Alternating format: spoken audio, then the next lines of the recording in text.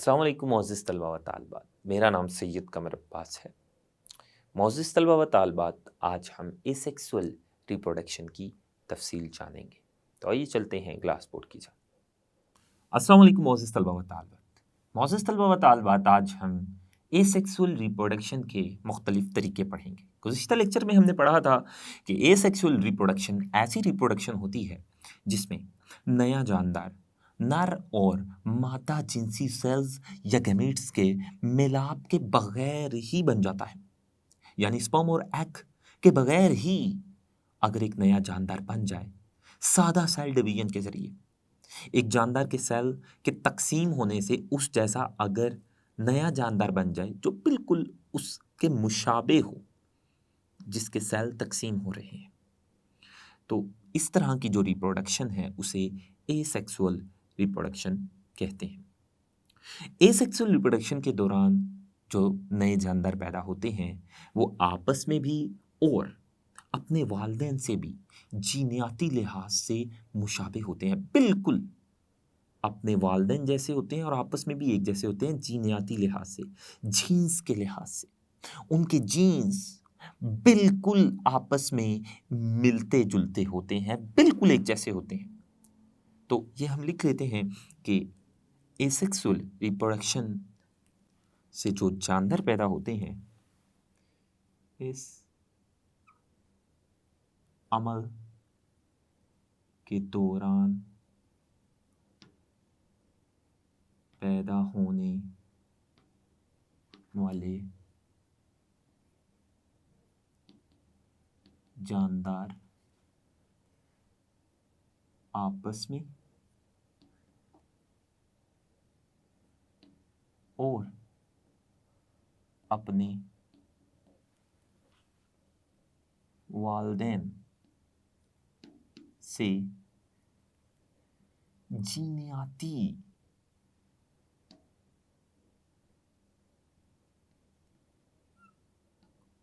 लिहाज से मुशाबे होते हैं।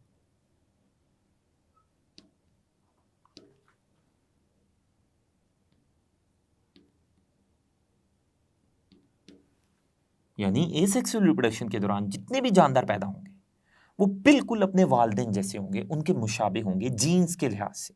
जैसे जीन्स उनके वालिदैन के होंगे वैसे ही जीन्स नए पैदा होने वाले जानदार के होंगे। और ना सिर्फ अपने वालिदैन जैसे बल्कि एसेक्सुअल रिप्रोडक्शन के दौरान जितने भी जानदार पैदा होंगे वो आपस में भी जीनियाती लिहाज से बिल्कुल एक जैसे होंगे, मुशाबे होंगे, उनके जीन्स सबके एक जैसे होंगे। तो अब हम एसेक्सुअल रिप्रोडक्शन के मुख्तलिफ तरीकों के बारे में पढ़ते हैं। एसेक्सुअल रिप्रोडक्शन के बहुत सारे तरीके हैं। Binary fission, multiple fission, fragmentation, budding, spore बनना, पार्थिनोजेनेसिस, वेजिटेटिव प्रोपेगेशन, ये सारे एसेक्सुअल रिप्रोडक्शन के मुख्तलिफ तरीके हैं। आज हम एसेक्सुअल रिप्रोडक्शन का सिर्फ एक तरीका पढ़ेंगे जो कि बाइनरी फिशन है। तो आज सबसे पहले हम बाइनरी फिशन के बारे में जानने की कोशिश करते हैं। बाइनरी फिशन पहला तरीका है ये एसेक्सुअल रिप्रोडक्शन का, बाइनरी फिशन। बाइनरी फिशन ये एसेक्सुअल रिप्रोडक्शन का सबसे सादा और आम तरीका है। एसेक्सुअल रिप्रोडक्शन के जितने भी तरीके हैं उन तमाम तरीकों में से जो सबसे सादा तरीका है और आम तरीका है वो बाइनरी फिशन है। ये एसेक्सुअल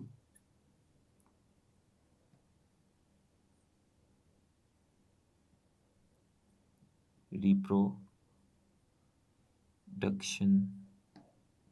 का सबसे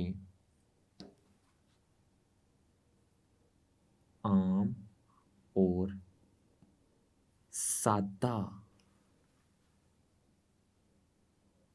तरीका है। ये क्या होता है, कैसे इस तरीके से नए जानदार पैदा हो जाते हैं, इनकी तफसील जानने से पहले हम उन जानदारों के बारे में जान लेते हैं जो इस तरीके के जरिए अपनी औलाद पैदा करते हैं, यानी नए जानदार पैदा करते हैं। तो वो कौन से जानदार हैं जो बाइनरी फिशन के जरिए अपनी औलाद पैदा करते हैं? बाइनरी फिशन है क्या, इसकी तफसील अभी हम जानते हैं, लेकिन तफसील में जाने से पहले हमें उन जानदारों का पता होना चाहिए जो इस तरीके से अपनी औलाद पैदा करते हैं। तो उनमें सबसे पहले हैं प्रोकैरियोट्स। ये तरीका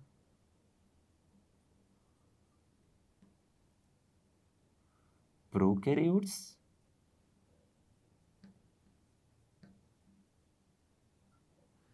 यूनिसेलुलर यूकैरियोट्स,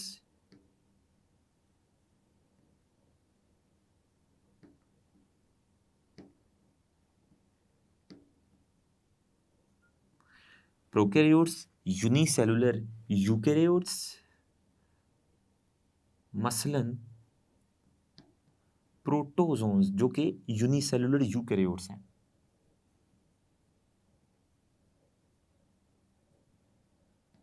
मसलन प्रोटोजोन्स और कुछ इनवर्टिब्रेट्स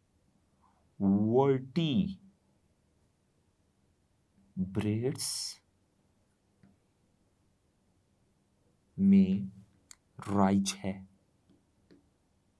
यानी तमाम के तमाम प्रोकैरियोट्स, कुछ यूनिसेलुलर यूकैरियोट्स जिनमें प्रोटोजोन्स शामिल हैं और कुछ इनवर्टिब्रेट्स, ये वाले जानदार बाइनरी फिशन के जरिए अपनी औलाद पैदा करते हैं या अपने जैसे नए जानदार पैदा करते हैं। तो सबसे पहले हम ये देखते हैं कि जो प्रोकैरियोट्स हैं, जैसा कि बैक्टीरिया, बैक्टीरिया एक प्रोकैरियोट है और प्रोकैरियोट उस जानदार को कहते हैं जिसमें न्यूक्लियस नहीं होता।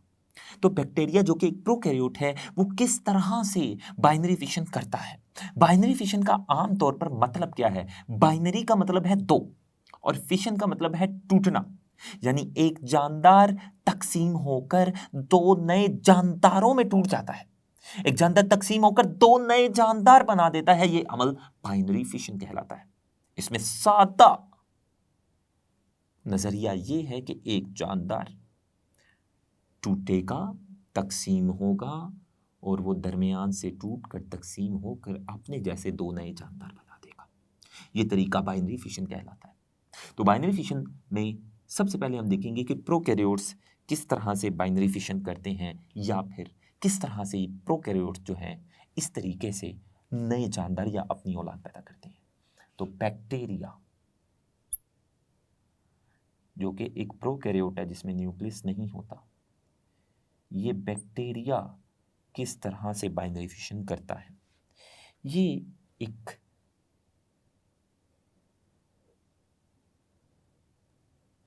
बैक्टीरिया है। इस बैक्टीरिया ने रिप्रोडक्शन करनी है और ये रिप्रोडक्शन का कौन सा तरीका इख्तियार करेगा नए बैक्टीरिया पैदा करने के लिए? Binary fission. इस बैक्टीरिया में ये इस बैक्टीरिया का डीएनए है। ये बैक्टीरिया है, बैक्टीरिया जो कि प्रोकैरियोट है और इसमें न्यूक्लियस नहीं होता।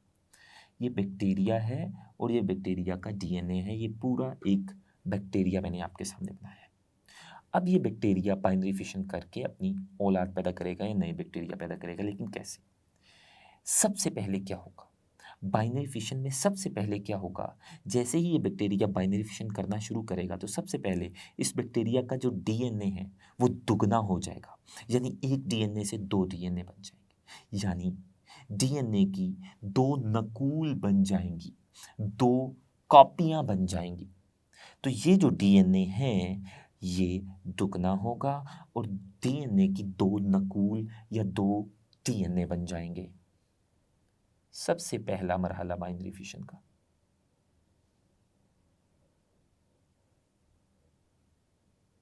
सबसे पहले मरहले में क्या हुआ, ये जो डीएनए था ये दुगना हो गया, इसकी दो नकूल बन गई। बैक्टीरिया डीएनए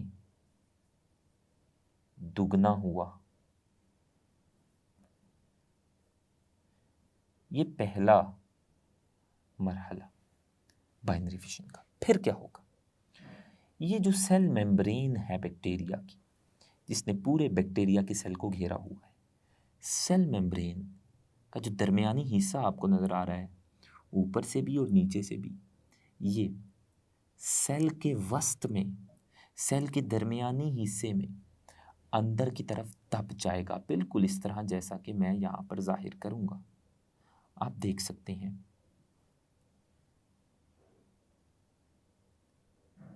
तो ये जो बैक्टीरिया की सेल मेम्ब्रेन थी, ये जो तह थी बैक्टीरिया की, सेल मेम्ब्रेन का दरमियानी हिस्सा अंदर की तरफ दब गया, सेल के वस्त में, सेल के दरमियानी हिस्से में अंदर की तरफ दब गया, और ये डीएनए की 2 नकूल ऐसे ही पड़ी है।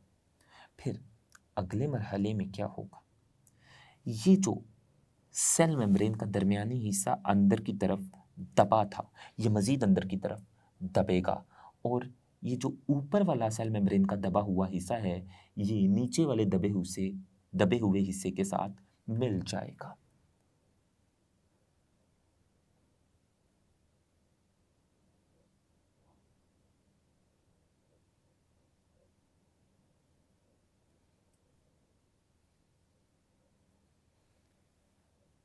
तो जैसे ही ऊपर वाला दबा हुआ हिस्सा मज़ीद गहरा होकर नीचे वाले दबे हुए हिस्से के साथ मिल जाएगा, तो दोनों के मिलने से जो बैक्टीरिया है, जो कि पहले एक बैक्टीरिया था, वो 2 हिस्सों में तकसीम हो जाएगा, और वो जो 2 हिस्से बने हैं, वो दोनों हिस्से नए बैक्टीरिया के तौर पर रहना शुरू कर देंगे, और उन दोनों के पास अपना अपना डीएनए है। तो आप देख सकते हैं ये जो एक बैक्टीरिया था, उसने कैसे 2 नए बैक्टीरिया बना दिए। ये वाला तरीका बाइनरी फिशन कहलाता है, जिसमें सबसे पहले बैक्टीरिया का जो डीएनए है वो दुगना हुआ, फिर बैक्टीरिया की जो सेल मेम्ब्रेन का दरमियानी हिस्सा है वो अंदर की तरफ दबा, ऊपर से भी और नीचे से भी, और ऊपर वाला जो दबा हुआ हिस्सा था वो नीचे वाले दबे हुए हिस्से के साथ जैसे ही मिला, तो वो एक बैक्टीरिया 2 हिस्सों में तकसीम हो गया, और वो जो 2 नए हिस्से बने, वो 2 नए बैक्टीरिया के तौर पर रहना शुरू कर देंगे। तो ये बैक्टीरिया या प्रोकैरियोट्स में हमने बाइनरी फिशन पढ़ी, और जैसे ही 2 नए बैक्टीरिया बन जाएंगे, तो इनके इर्द गिर्द सेल वॉल भी बन जाएगी, नई सेल वॉल जो इनकी हिफाजत करेगी।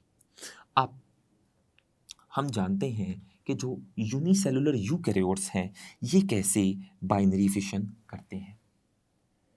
यूनिसेलुलर यूकैरियोट्स ये भी तो बाइनरी फिशन के ज़रिए ही अपनी औलाद पैदा करते हैं, जिस तरह बैक्टीरिया ने अपने आप को 2 हिस्सों में तकसीम कर लिया, और वो जो 2 नए हिस्से बने बैक्टीरिया के तकसीम के बाद, वो 2 नए हिस्से नए बैक्टीरिया के तौर पर रहना उन्होंने शुरू कर दिया। तो एक बैक्टीरिया से 2 नए बैक्टीरिया बन गए। तो यूनिसेलुलर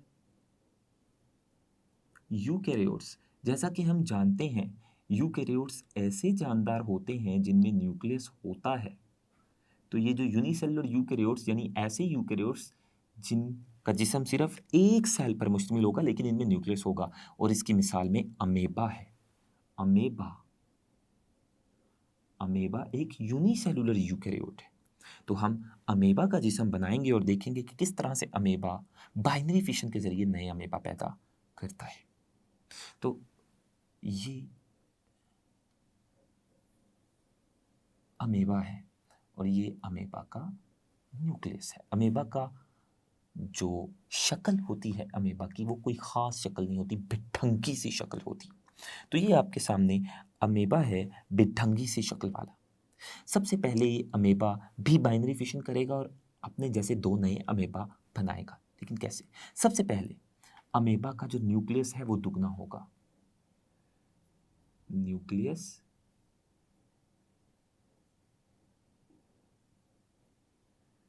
दुगना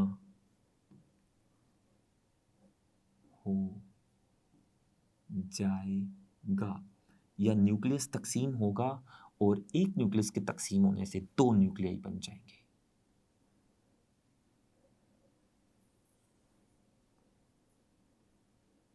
तो ये जो एक न्यूक्लियस था ये तकसीम हुआ, और इसके तकसीम होने से 2 नए न्यूक्लियाई बन गए। इन्हें डॉटर न्यूक्लियाई भी कहते हैं। और ये दोनों न्यूक्लियाई ये सेल की मुखालिफ कतबैन की तरफ जाएंगे। एक न्यूक्लियस सेल की एक तरफ चला जाएगा, दूसरा न्यूक्लियस अमेबा या सेल की दूसरी तरफ चला जाएगा। मुखालिफ कतबैन यानी मुखालिफ सिमतें, मुखालिफ अतराफ। एक न्यूक्लियस, डॉटर न्यूक्लियस एक तरफ और दूसरा डॉटर न्यूक्लियस दूसरी तरफ चला जाएगा, मुखालिफ कतबैन की तरफ से चले जाएंगे। और जब ये मुखालिफ कतबैन की तरफ चले जाएंगे तो ये जो सेल मेम्ब्रेन है ये मज़ीद अंदर की तरफ दबेगी, ऊपर से भी और नीचे से भी। और ऊपर वाला हिस्सा दबा हुआ नीचे वाले दबे हुए हिस्से की तरह के साथ मिलेगा और ये अमेबा दो टुकड़ों में तकसीम हो जाएगा।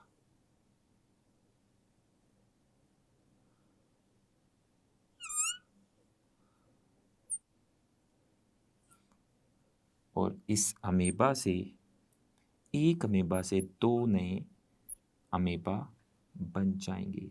ये दोनों टुकड़े अमेबा के अलहदा होंगे और इस एक अमेबा से दो नए अमेबा बन जाएंगे जो साइज़ में बड़े होंगे, और साइज़ में बड़े होने के बाद ये बिल्कुल अपने जो वालदैन अमेबा है उन जैसे होंगे।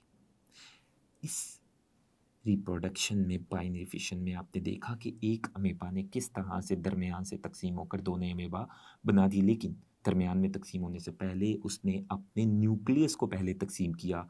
एक न्यूक्लियस से दो न्यूक्लियाई बने और दो न्यूक्लियाई सेल की या अमेबा की मुखालिफ कतबैन पर गए। एक एक तरफ चला गया न्यूक्लियस, दूसरा न्यूक्लियस दूसरी तरफ, और फिर अमेबा दरमियान से तकसीम हुआ और अमेबा के दो टुकड़े बने और दो नए अमेबा उन दो नए टुकड़ों से बन गए। तो ये अमेबा या यूनिसेलुलर यूकैरियोट्स में हमने बाइनरी फिशन पढ़ी। कुछ इनवर्टिब्रेट्स भी बाइनरी फिशन करते हैं।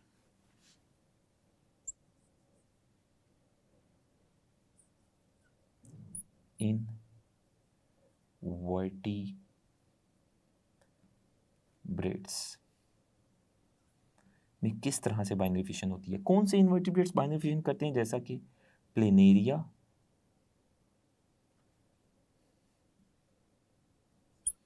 प्लेनेरिया के अलावा अकाइनोडर्म्स,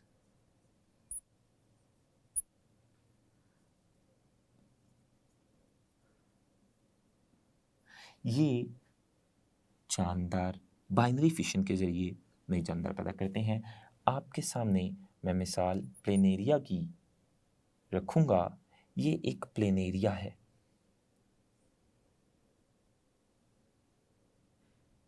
प्लेनेरिया की शक्ल कुछ इस तरह से होती है। ये प्लेनेरिया भी बाइनरी फिशन के ज़रिए नए प्लेनेरिया पैदा करेगा। कैसे? ये प्लेनेरिया दरमियान से कट हो जाएगा, दरमियान से टूट जाएगा। जब ये प्लेनेरिया दरमियान से कट जाएगा या टूट जाएगा तो इसके दो टुकड़े बन जाएंगे और ये दोनों टुकड़े एक दूसरे से अलहदा हो जाएंगे।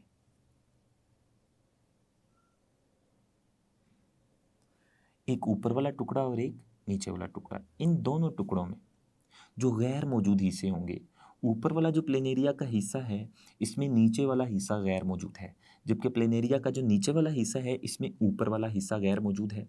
तो ये दो हिस्से बने प्लेनेरिया के दरमियान से कटने से। इन दोनों हिस्सों में एक एक हिस्सा गैर मौजूद है। ऊपर वाले हिस्से में नीचे वाला हिस्सा गैर मौजूद है, जबकि नीचे वाले हिस्से में ऊपर वाला हिस्सा गैर मौजूद है। तो ये क्या करेंगे? ये दोनों हिस्से अपने गैर मौजूद हिस्सों को दोबारा से बना लेंगे, यानी रीजनरेट कर लेंगे। ऊपर वाला जो प्लेनेरिया है ये नीचे वाले हिस्से को दोबारा से बना लेगा और एक पूरे प्लेनेरिया में तब्दील हो जाएगा, जबकि ये जो नीचे वाला हिस्सा है प्लेनेरिया का ये अपने ऊपर वाले हिस्से को दोबारा से बना लेगा। तो इस तरह से एक प्लेनेरिया से दो नए प्लेनेरिया बन गए। इसमें क्या हुआ? प्लेनेरिया दरमियान से कटा और उसके दरमियान से कटने से दो हिस्से बने। दो हिस्सों ने, ऊपर वाले ने और नीचे वाले ने, अपने अपने गैर मौजूद हिस्से दोबारा बना लिए, रीजनरेट कर लिए और दो नए प्लेनेरिया बन गए। तो ये हमने एसेक्सुअल रिप्रोडक्शन का सबसे पहला तरीका पढ़ा जो कि बाइनरी फिशन था। आज हमने एसेक्सुअल रिप्रोडक्शन का सबसे पहला तरीका तफसील से जाना जो कि बाइनरी फिशन था। हमने जाना कि बाइनरी फिशन के दौरान एक जानदार तकसीम होकर दो नए जानदार बना देता है। और हमने उन जानदारों के बारे में भी पढ़ा जो इस तरीके से अपनी औलाद पैदा करते हैं। आने वाले लेक्चर में हम एसेक्सुअल रिप्रोडक्शन के मज़ीद तरीक़ों के बारे में पढ़ेंगे। अल्लाह हाफ़िज़।